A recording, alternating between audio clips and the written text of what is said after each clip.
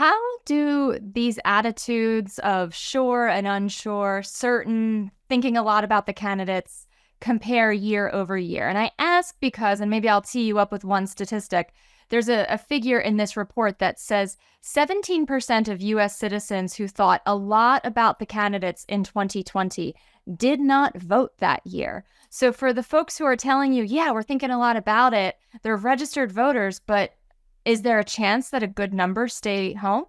There's a chance that some number stays home. It's the 17% in the grand scheme of things is not all that great.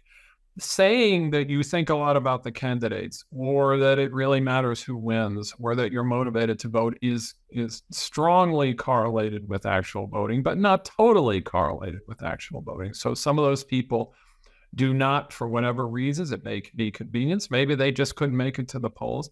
They do not end up going to the polls. And some of the less engaged people actually turn out. That's why it's such a challenge to estimate actually who is going to vote.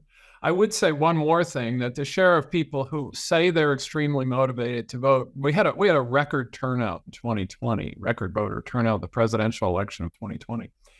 It's a little lower this year. It's about 7 or 8 points who say they're extremely motivated to vote than it was at this point in 2020. So it may not be such a high turnout election. It'll probably be in historic terms pretty high, but it may not be that absolute record that we saw in 2020.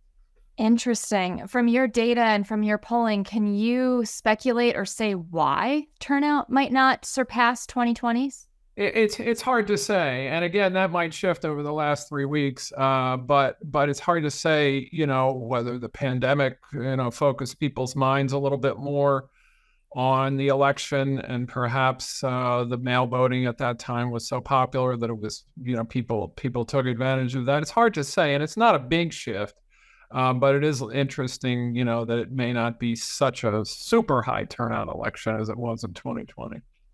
I'm sure, nonetheless, that is concerning to both camps who are running for. Well, you don't see any particular advantage to either side with the turnout being lower. As I said, all the turnout, kind of metrics are dead even. So the fact that it would be lower on both sides.